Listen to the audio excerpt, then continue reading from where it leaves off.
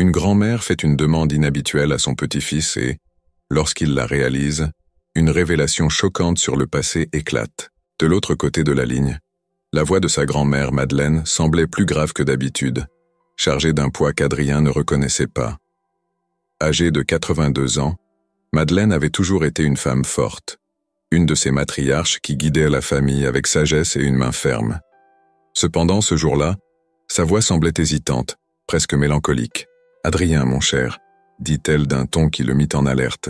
« J'ai besoin que tu viennes me voir, c'est important. » Il avait toujours eu une relation proche avec sa grand-mère, et le simple fait qu'elle demande sa présence avec une telle urgence suffisait à lui faire abandonner tout ce qu'il faisait. En préparant ses bagages pour un voyage de quelques heures vers le sud de la France, Adrien ne pouvait s'empêcher de ressentir qu'un événement inhabituel était sur le point de se produire. Madeleine n'était pas du genre à demander de l'aide sans une bonne raison. La vie en Provence avait toujours été paisible pour elle, entourée de champs de lavande et des montagnes, et Adrien savait qu'elle était fière de son autonomie. Par conséquent, ce besoin soudain de sa présence l'intriguait. Lorsqu'Adrien arriva chez sa grand-mère, le crépuscule commençait à tomber, et la lumière douce du coucher de soleil peignait les collines environnantes de teintes dorées. Madeleine l'attendait à la porte, avec un léger sourire, mais ses yeux, habituellement vifs et pleins d'énergie, semblaient fatigués. Elle le serra dans ses bras longuement, comme si elle absorbait toute l'énergie du moment. « Entre, mon cher, » dit-elle. « Nous avons quelque chose d'important à discuter. » Cependant, ce jour-là, il y avait une tension dans l'atmosphère qu'il ne pouvait ignorer. Madeleine le conduisit jusqu'au salon, où un feu de cheminée crépitait doucement. Après avoir servi du thé, elle s'assit en face de lui, les mains posées délicatement sur ses genoux. « Adrien, » commença-t-elle après un long soupir, « j'ai besoin que tu fasses quelque chose pour moi. Quelque chose que j'aurais dû faire depuis longtemps, mais que je n'ai jamais eu le courage de faire. Il y a de nombreuses années, j'ai caché une clé dans le jardin près du vieux chêne. Cette clé ouvre une boîte que j'ai gardée dans le grenier. J'ai besoin que tu la trouves et que tu me l'apportes. » Il ne se souvenait pas que sa grand-mère ait jamais mentionné une boîte ou une clé auparavant, et le sérieux de sa voix indiquait qu'il ne s'agissait pas d'un simple caprice. « Pourquoi maintenant, grand-mère ? Qu'y a-t-il d'aussi important dans cette boîte ?» demanda-t-il, essayant de comprendre la gravité de la situation. Madeleine le regarda fixement dans les yeux, et il vit une profonde tristesse dans son regard. « Parce que le moment est venu pour toi de connaître certaines vérités sur notre passé, et cette boîte contient quelque chose qui pourrait changer tout ce que tu crois savoir sur notre famille. » La demande de sa grand-mère semblait porter des décennies de secrets et de regrets, et il savait qu'elle ne lui demanderait pas cela si ce n'était vraiment nécessaire. Le lendemain matin, Adrien se réveilla tôt, déterminé à accomplir l'étrange demande de sa grand-mère. La maison était silencieuse, à l'exception du doux bruit du vent soufflant entre les arbres du jardin. Pendant qu'il prenait son petit déjeuner, Madeleine restait silencieuse, plongée dans ses pensées, comme si elle revivait des souvenirs qu'il ne pouvait atteindre. Elle ne parla pas beaucoup de la clé ou de la boîte, se contentant de répéter l'endroit où elle était cachée, près du vieux chêne, au fond du jardin, à côté du petit ruisseau qui traversait la propriété. Adrien s'habilla et se dirigea vers le jardin. Le froid du matin se dissipait rapidement avec l'arrivée du soleil, et la familiarité du lieu lui apportait un sentiment de nostalgie. Lui et sa sœur Sophie jouaient souvent ici quand ils étaient enfants, grimpant aux arbres et construisant des forts imaginaires. Mais ce jour-là, le jardin semblait différent, presque enveloppé d'un voile de mystère. Arrivé au chêne, il s'arrêta un instant, regardant l'immense arbre qui se dressait là depuis des générations. Ses racines étaient épaisses et s'entremêlaient avec le sol, formant un enchevêtrement complexe. Adrien prit une petite pelle qu'il avait apportée et commença à creuser. La terre était ferme, indiquant que le sol n'avait pas été perturbé depuis des années. Alors qu'il creusait, il essayait d'imaginer ce que la clé pourrait bien ouvrir et pourquoi sa grand-mère avait caché quelque chose d'aussi important pendant si longtemps. Il ne pouvait s'empêcher de penser que ce qu'il trouverait dans cette boîte révélerait des secrets qui pourraient changer à jamais sa vision de la famille. Après près d'une heure de creusement minutieux, la pelle d'Adrien heurta finalement un objet métallique. Il s'arrêta et dégagea la zone avec ses mains, révélant une petite boîte en métal rouillé. À l'intérieur, il trouva une clé ancienne, en bronze, dont le métal était corrodé par le temps, mais encore suffisamment intact pour être utilisé. Tenant la clé, Adrien ressentit un mélange de soulagement et d'inquiétude. Il savait que cette clé n'était pas un simple objet, elle était la porte vers un secret que sa grand-mère avait gardé pendant des décennies. Il retourna à la maison avec la clé en main, impatient de comprendre ce qu'il s'apprêtait à découvrir.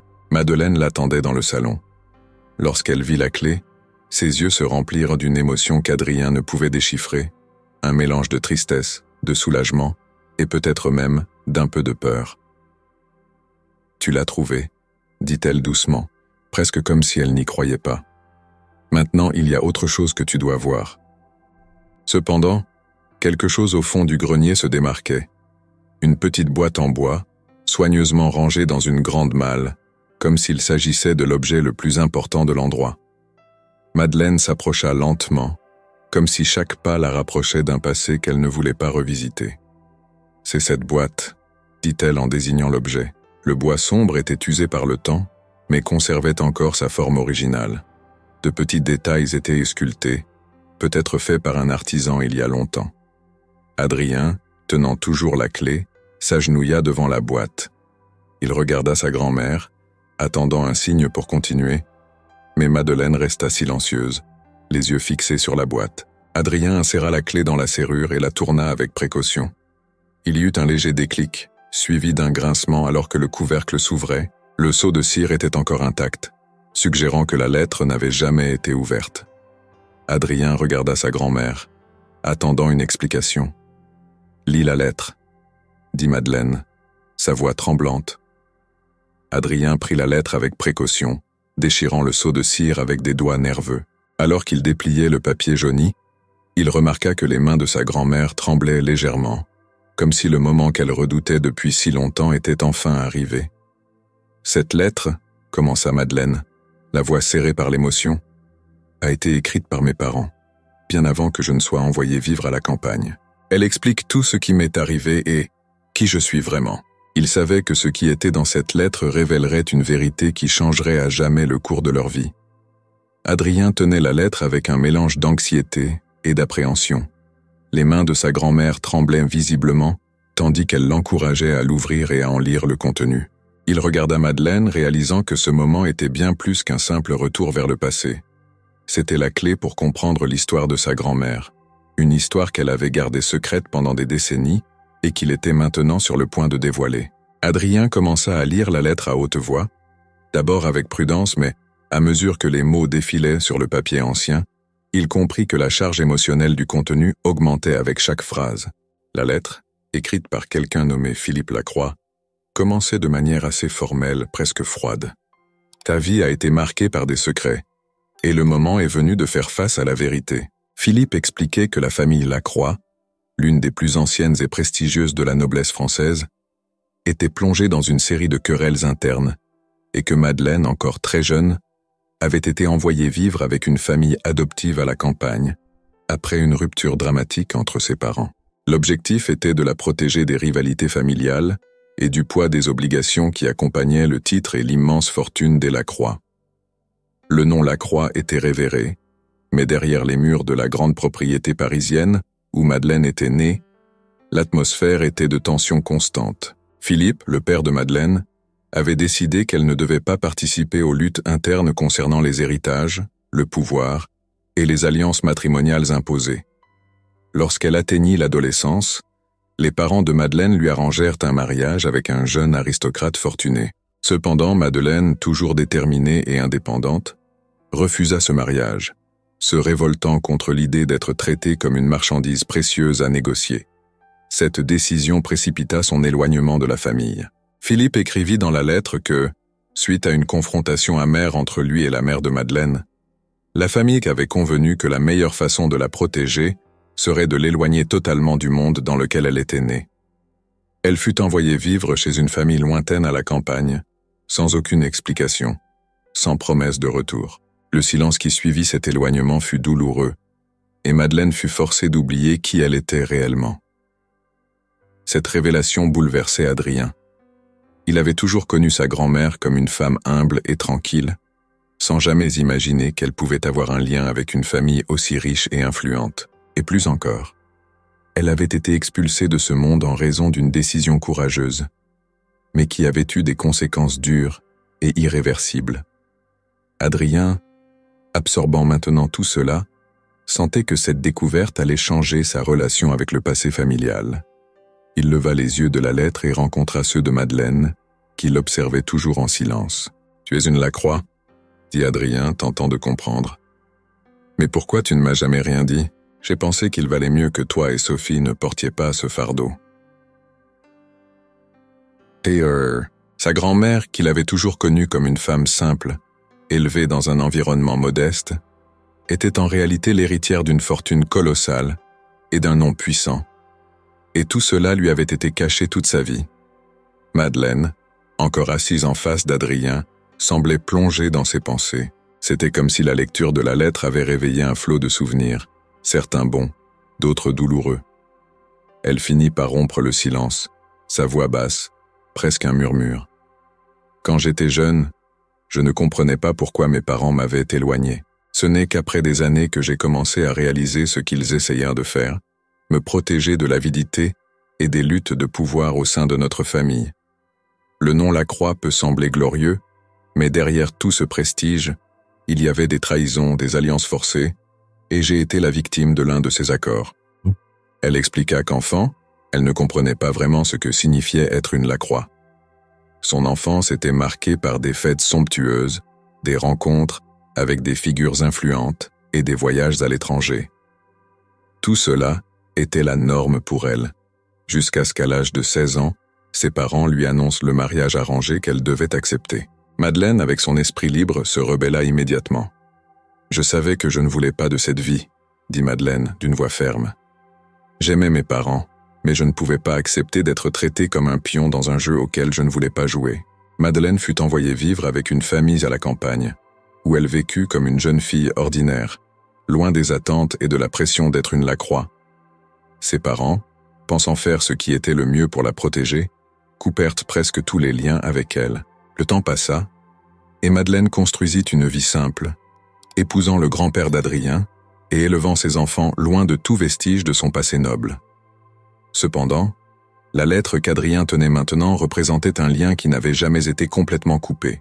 Le secret de Madeleine sur ses origines n'avait jamais été réellement enterré, et maintenant, plus de 6 décennies plus tard, il refaisait surface.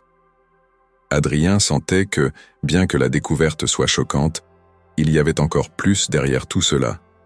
Il savait que la lettre ne racontait pas toute l'histoire. « Tu ne m'as pas encore tout dit, grand-mère, » dit-il, observant les expressions changées sur le visage de Madeleine. « Pourquoi as-tu décidé de me montrer cela maintenant ? Qu'est-ce qui a changé ? Le nom Lacroix peut être une malédiction, mais il représente aussi une responsabilité que je ne peux plus ignorer. Et maintenant, toi et Sophie êtes impliqués. » Sa grand-mère, après avoir confessé sa véritable identité en tant qu'héritière de la famille Lacroix, était prête à raconter ce qui avait réellement causé sa séparation avec la famille, et pourquoi elle avait gardé ce secret pendant si longtemps. Les arbres balancèrent doucement sous le vent, et la tranquillité de la scène contrastait avec la tempête émotionnelle qui était sur le point d'éclater. Adrien resta assis, l'observant en silence, sentant que ce moment était crucial. « J'ai été élevée pour être l'héritière parfaite, » commença-t-elle, sa voix lointaine, comme si elle s'adressait plus à son passé qu'à Adrien. « Mes parents avaient de grandes attentes pour moi. Ils voulaient que je sois le lien qui consoliderait l'alliance entre les Lacroix et une autre famille, noble, puissante. Mais quand il s'agit de mariage arrangé, ce que beaucoup de gens ne savent pas, c'est à quel point ces alliances sont enracinées dans la politique, l'économie et les jeux de pouvoir. J'ai rencontré l'homme avec qui je devais me marier. Il s'appelait Étienne Dufort. Il était riche, prospère, et notre union apporterait des avantages incalculables aux 2 familles. Mais Étienne, c'était un homme cruel, sans compassion. Je savais que si je l'épousais, ma vie serait une prison. La fortune et le nom des Lacroix étaient en jeu. Il devait s'assurer que la lignée se renforçait, que les biens de la famille restaient intacts malgré toute crise financière. J'étais un pion dans cette partie. J'ai refusé le mariage.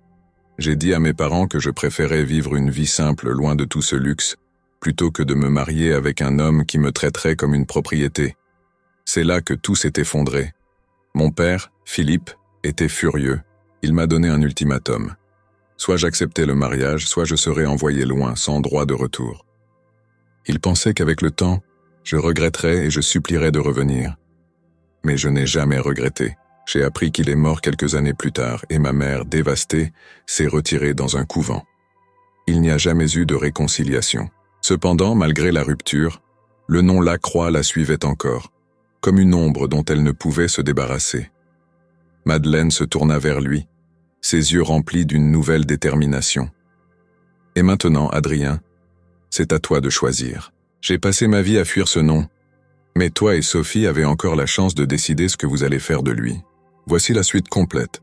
Mais plus encore, il réalisait que cette décision allait affecter le futur de toute leur famille, y compris celui de sa sœur Sophie, qui n'avait encore aucune idée de ce qui se passait. Madeleine continua, sa voix désormais plus assurée, comme si elle avait trouvé une forme de rédemption en dévoilant enfin la vérité. « Je ne veux pas de cette fortune pour moi-même, Adrien. J'ai vécu une vie simple et heureuse ici, loin des intrigues et des jeux de pouvoir des Lacroix.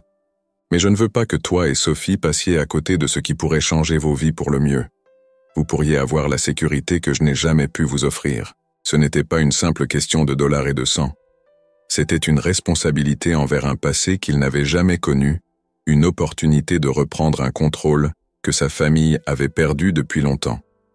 Pourtant, il ne pouvait s'empêcher de se demander quelles seraient les conséquences de réclamer une telle fortune après tant d'années de silence. Mais pourquoi maintenant?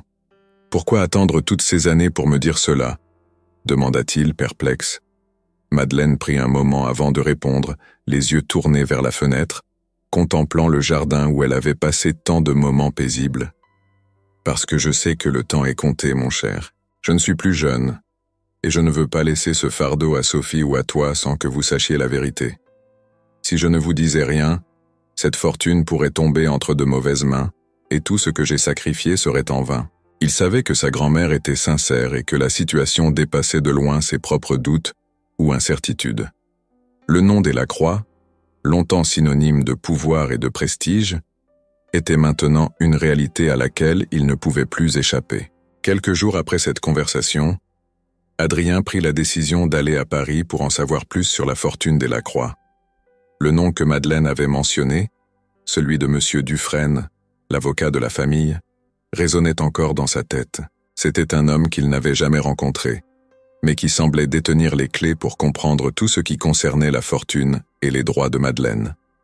Sophie, quant à elle, avait été mise au courant des révélations de leur grand-mère, et bien que choquée, elle partageait la même curiosité qu'Adrien. Ils décidèrent que c'était Adrien qui irait à Paris, tandis qu'elle resterait à Saint-Rémy pour veiller sur Madeleine. C'était un long voyage, autant physiquement qu'émotionnellement, mais Adrien savait qu'il était nécessaire. Il ne s'agissait plus seulement de comprendre ce qui avait été caché, mais de découvrir ce que l'avenir réservait à leur famille. La route vers Paris fut marquée par des réflexions incessantes. Adrien ne pouvait s'empêcher de penser aux lourdes responsabilités que cette fortune pourrait apporter. Il avait toujours vécu une vie modeste, loin de ces histoires de noblesse et de richesse. Comment pourrait-il maintenant accepter ce monde, avec ses règles et ses attentes, sans y perdre une partie de lui-même? À son arrivée à Paris, Adrien se rendit immédiatement au bureau de M. Dufresne. L'imposant bâtiment, situé dans un quartier chic, reflétait l'ancien prestige de la famille Lacroix. Dès son entrée, Adrien fut accueilli avec une politesse froide par la secrétaire, qui le conduisit dans le grand bureau où M. Dufresne l'attendait. M. Dufresne, un homme âgé aux cheveux blancs soigneusement coiffés, se leva à l'arrivée d'Adrien. « Ah, Adrien Lacroix », dit-il avec un sourire poli, mais réservé. « Votre arrivée ne me surprend pas. Votre grand-mère m'a contacté il y a quelque temps, me faisant savoir que ce moment arriverait. » Adrien, légèrement déstabilisé par la formalité de l'avocat, hocha la tête et s'assit. « Je suis ici pour comprendre ce qui nous attend vraiment, » dit-il, encore incertain de la profondeur des implications. M. Dufresne ajusta ses lunettes et déposa un dossier épais sur la table. « La fortune des Lacroix est considérable, Adrien, bien plus que vous ne pourriez l'imaginer. Cependant, ce n'est pas simplement une question d'argent. Il y a des propriétés, des œuvres d'art, des actions dans des entreprises de premier plan en Europe. Mais il y a aussi des responsabilités que vous et votre sœur devrez accepter. Votre grand-mère, Madeleine, est la dernière héritière directe de cette fortune. Elle n'a jamais renoncé à ses droits, même si elle a choisi de vivre à l'écart. Et vous, en tant que ses descendants directs, avez le droit de la revendiquer. Cependant, il y a une complication. Adrien se redressa, sentant que quelque chose de plus sérieux allait être révélé. Il existe d'autres membres de la famille Lacroix qui ont profité de l'absence de votre grand-mère pour tenter de prendre le contrôle de la fortune. En particulier Auguste Lacroix, un cousin éloigné de Madeleine, qui gère actuellement une partie des affaires familiales. Il a des ambitions très claires et ne verra pas d'un bon œil votre retour dans la course. Il avait pensé que le processus de revendication de l'héritage serait simple, mais il réalisait maintenant que cela impliquait bien plus que de simples formalités légales.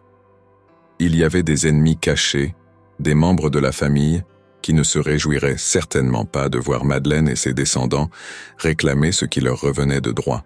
Monsieur Dufresne poursuivit, sa voix grave et mesurée. Auguste Lacroix a toujours convoité le contrôle total de la fortune familiale. Lorsque Madeleine est partie, il a vu une opportunité. Il a pris le contrôle de plusieurs actifs importants, mais il n'a jamais pu accéder à la totalité de l'héritage, car celui-ci restait techniquement en attente, en raison des droits de Madeleine. Cependant, si vous revendiquez cet héritage, vous allez perturber l'équilibre fragile qu'il a établi. Il ne connaissait pas cet Auguste, mais il comprenait que l'homme qu'il affrontait n'était pas quelqu'un à prendre à la légère. Et que peut-il faire pour nous empêcher de revendiquer la fortune? Il a des alliés puissants dans les cercles politiques et financiers, et il ne reculera devant rien pour protéger ce qu'il considère comme son droit. Il pourrait lancer des contestations légales, essayer de vous discréditer ou même chercher à vous intimider. Il n'avait jamais pensé que réclamer l'héritage de sa grand-mère pourrait impliquer de tels risques. Il se demandait maintenant si tout cela en valait la peine. Devrait-il vraiment plonger dans ce monde de rivalité familiale où le pouvoir et l'argent semblaient plus importants que les liens de sang? « Je ne veux pas que ma grand-mère ou ma sœur soient mises en danger, » dit-il, sa voix ferme malgré l'incertitude qui le rongeait intérieurement. Monsieur Dufresne hocha la tête d'un air compréhensif. « C'est à vous de décider. Si vous choisissez de revendiquer cet héritage, vous devrez être prêt à affronter Auguste et tout ce qu'il mettra en œuvre pour vous bloquer. Mais vous avez le droit de le faire, et je serai là pour vous soutenir tout au long du processus. » Il savait qu'il ne pouvait pas prendre cette décision seul. Il devait retourner à Saint-Rémy, parler avec Sophie et Madeleine, et décider ensemble de la voie à suivre. Mais une chose était claire. Il ne serait pas facile de reprendre. Auguste Lacroix représentait une menace réelle, et la bataille pour l'héritage ne faisait que commencer. De retour à Saint-Rémy-de-Provence, Adrien retrouva sa grand-mère et Sophie, toujours plongées dans les réflexions autour de l'héritage. Il raconta en détail tout ce qu'il avait appris de Monsieur Dufresne, y compris la menace que représentait Auguste Lacroix et les complications juridiques qui pourraient survenir. La réaction de Sophie fut immédiate. Elle savait que la situation n'était pas simple, mais son esprit analytique commençait déjà à réfléchir aux solutions possibles. « Nous devons être préparés », déclara-t-elle, le regard déterminé. « Si nous décidons d'aller de l'avant, il nous faudra une stratégie claire, et nous devrons nous entourer de personnes de confiance. » Elle avait toujours su qu'en choisissant de revendiquer l'héritage des Lacroix, elle ouvrirait la boîte de Pandore. Mais elle n'était plus la jeune femme effrayée qui avait fui cette famille des décennies plus tôt. Elle avait vécu une vie de sacrifice, et maintenant, elle voyait que le moment était venu de faire face à ce qu'elle avait laissé derrière elle. « Auguste ne peut pas s'emparer de ce qui ne lui appartient pas, » dit-elle enfin, sa voix calme, mais résolue. « Nous ne pouvons pas laisser cette famille être définie par des personnes comme lui. J'ai longtemps fui mes responsabilités en tant que Lacroix, mais aujourd'hui il est temps de récupérer ce qui nous appartient. » Il savait que la décision n'était pas seulement la sienne, c'était un choix collectif, qui concernait toute leur lignée. Sophie acquiesça silencieusement, et à cet instant, il devint clair que la bataille ne faisait que commencer. Les jours qui suivirent furent marqués par une tension grandissante dans la maison familiale. Alors que Madeleine semblait de plus en plus résolue à affronter son passé et à revendiquer la fortune des Lacroix, Adrien luttait intérieurement. Bien qu'il comprît la nécessité de restaurer l'honneur de leur famille, il ne pouvait ignorer un profond malaise qui grandissait en lui. Depuis son retour de Paris, il se sentait de plus en plus tiraillé entre deux mondes, celui de la simplicité qu'il avait toujours connue et celui de l'opulence et des responsabilités que l'héritage des Lacroix promettait. Adrien avait passé sa vie à éviter les conflits et à se concentrer sur les choses qui comptaient vraiment pour lui, ses relations humaines, son travail modeste et sa quête de sens dans un monde de plus en plus matérialiste. Mais maintenant, il se trouvait face à une décision qui pourrait bouleverser tout ce qu'il avait construit jusqu'alors. Chaque matin, il se réveillait avec une lourdeur dans la poitrine, consciente que sa décision ne concernait pas seulement sa propre vie, mais aussi celle de sa sœur et de sa grand-mère. Il savait que Sophie, avec son approche pragmatique, était prête à aller jusqu'au bout. Elle voyait l'héritage comme une opportunité non seulement d'assurer leur avenir financier, mais aussi de redéfinir ce que signifiait être un Lacroix. Pour elle, ce n'était pas une question de pouvoir, mais de légitimité et de protection de leur histoire familiale. Adrien, cependant, ne pouvait pas écarter l'idée que cet héritage pourrait le changer, le transformer en une personne qu'il ne voulait pas devenir. Il craignait de perdre de vue ce qu'il avait toujours défini, sa simplicité, son désir de vivre une vie en accord avec ses valeurs et ses idéaux. L'argent et le pouvoir avaient une façon insidieuse de corrompre, et il se demandait s'il serait capable de résister à cette tentation. Un soir, alors qu'il se promenait dans les champs de lavande entourant la maison, il fut rejoint par Madeleine. Sa grand-mère, qui semblait avoir retrouvé une certaine énergie depuis qu'elle avait partagé son passé, avait remarqué les tourments intérieurs de son petit-fils. Elle marcha à ses côtés en silence pendant un long moment avant de parler. « Je vois bien que tu te poses des questions, Adrien, » dit-elle doucement. « Tu te demandes si tout cela vaut vraiment la peine. J'ai cru que fuir le nom Lacroix était la meilleure chose à faire pour protéger ma famille. Mais aujourd'hui, je réalise que ce n'était qu'une façon d'éviter de faire face à mes responsabilités. Tu as le droit de vouloir vivre ta vie selon tes propres termes. Mais sache que revendiquer cette fortune ne signifie pas perdre qui tu es. C'est à toi de décider qui tu veux être, Adrien. L'argent ne définit pas une personne, pas plus que le nom Lacroix. Ce qui compte, c'est ce que tu fais de ce que tu reçois. Bien qu'ils aient toujours été proches, cette situation avait mis à l'épreuve leur relation. Sophie, avec sa vision pragmatique et déterminée, semblait comprendre intuitivement la nécessité de revendiquer l'héritage. Pour elle, il n'y avait pas de débat moral, seulement une opportunité à saisir.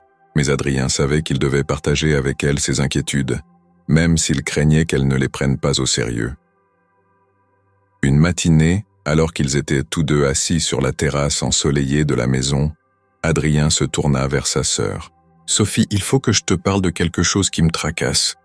Je sais que nous avons le droit de revendiquer cet héritage, et je comprends l'importance de ce que cela représente pour nous. Mais je ne peux m'empêcher de me demander si tout cela en vaut vraiment la peine. Et si nous nous perdions en chemin ?» Elle savait qu'Adrien était un homme de principe, quelqu'un qui valorisait les choses simples de la vie. Elle savait aussi que ce qui le préoccupait n'était pas simplement une question de logique, mais une question de cœur. « Je comprends tes doutes, Adrien », finit-elle par dire, sa voix plus douce que d'habitude. « Mais ce n'est pas seulement une question d'argent ou de pouvoir, c'est une question de ce qui est juste. Nous avons la possibilité de faire quelque chose de bien avec cet héritage, de préserver ce qui appartient à notre famille et d'utiliser cette fortune pour aider les autres, si c'est ce que nous décidons. » Ce n'est pas une obligation de se transformer en ce que nous ne voulons pas être. Si cela finit par nous changer malgré nos bonnes intentions, nous sommes ceux qui choisirons ce que nous ferons de cet héritage et pas l'inverse. Nous ferons cela ensemble, dit Sophie avec un sourire rassurant. Comme nous l'avons toujours fait. C'était un moment solennel, où ils savaient que la décision qu'ils allaient prendre changerait à jamais le cours de leur vie. Nous avons réfléchi longtemps à tout cela, commença Adrien, s'adressant à sa grand-mère, non pas parce que nous avons besoin de cette fortune, mais parce qu'il est temps de récupérer ce qui nous appartient. C'est une question d'identité, de rétablir ce qui a été pris et de rendre honneur à notre nom de la bonne manière. Elle savait que ce moment était bien plus qu'une simple décision sur un héritage. C'était l'accomplissement d'une réconciliation avec son passé et une promesse pour l'avenir de leur famille. « Alors faisons-le », dit-elle enfin. « Allons réclamer ce qui est à nous. » Adrien, Sophie et Madeleine se rendirent à Paris, accompagnés de M. Dufresne, prêts à entamer le processus formel de revendication de la fortune des Lacroix. Ils savaient que ce ne serait pas facile, que des obstacles se dresseraient sur leur chemin, mais ils étaient résolus à aller jusqu'au bout. La tension était palpable lorsqu'ils entrèrent dans le bureau de M. Dufresne pour signer les documents officiels. Madeleine, malgré ses mains tremblantes, prit le stylo et signa le premier document avec une dignité tranquille. Chaque signature représentait bien plus qu'un simple acte juridique. C'était un acte de rédemption, une façon de reprendre le contrôle de ce qui avait été perdu. M. Dufresne leur expliqua les prochaines étapes du processus. Il y aurait des enquêtes, des validations par les autorités compétentes et une opposition probable de la part d'Auguste et de ses alliés. Mais ils étaient prêts. Et effectivement, il ne fallut pas longtemps pour que les premiers signes de résistance apparaissent. Auguste, furieux en apprenant la revendication de Madeleine et de ses petits-enfants, lança immédiatement des procédures judiciaires pour contester leur droit à l'héritage. Il utilisa tous les moyens à sa disposition pour tenter de bloquer leur démarche, allant jusqu'à mobiliser ses relations politiques pour mettre des bâtons dans les roues. Les semaines qui suivirent furent intenses. Adrien et Sophie furent convoqués à plusieurs reprises pour répondre à des questions, fournir des preuves et défendre leur légitimité en tant qu'héritiers des Lacroix. Le stress était palpable, mais leur détermination ne faiblissait pas. Madeleine, malgré son âge avancé, restait une figure de force, encourageant ses petits-enfants à ne pas abandonner. « Nous savions que ce ne serait pas facile », disait-elle souvent à Adrien et Sophie. « Mais rappelez-vous toujours pourquoi nous faisons cela. Pas pour l'argent, mais pour ce que cela représente. » Madeleine, Adrien et Sophie se retrouvèrent à nouveau dans le bureau de M. Dufresne pour recevoir la confirmation officielle. Le soulagement était palpable, mais ce n'était pas une victoire triomphante. C'était une victoire empreinte de gravité, car ils savaient que cela ne marquait pas la fin de leur combat, mais le début d'une nouvelle phase. Madeleine, toujours fidèle à ses principes, avait déjà pris une décision sur l'utilisation de la fortune. « Nous n'utiliserons pas cette richesse pour nous-mêmes », déclara-t-elle un jour à Adrien et Sophie. « Nous l'utiliserons pour faire quelque chose de bien. » Pour Madeleine, c'était sa façon de rendre hommage à sa propre histoire et de donner un sens à ce qui avait été une source de souffrance pendant tant d'années. Adrien, quant à lui, se sentit enfin en paix avec la décision qu'il avait prise. Il savait que, malgré les doutes et les incertitudes, il avait agi de manière juste. La fortune des Lacroix était désormais un outil de bienfaisance, et non plus un symbole de pouvoir ou d'avidité. Sophie, fidèle à son pragmatisme, prit en charge la gestion de la fondation et des affaires familiales. Elle veilla à ce que la fortune soit utilisée avec soin et qu'elle serve à des causes nobles, exactement comme Madeleine l'avait souhaité. Leur famille, autrefois déchirée par des secrets et des luttes internes, avait enfin trouvé un chemin vers la réconciliation et la paix, et bien que le nom Lacroix porterait toujours un certain poids, il avait désormais un nouveau sens, ancré dans la générosité et la solidarité. Madeleine, en regardant ses petits-enfants prendre les rênes de cette nouvelle ère, sut que son héritage était entre de bonnes mains. Et c'est ainsi que, malgré les épreuves du passé, elle put enfin vivre ses dernières années en paix, sachant que le nom Lacroix serait, cette fois-ci, un symbole d'espoir et de renouveau.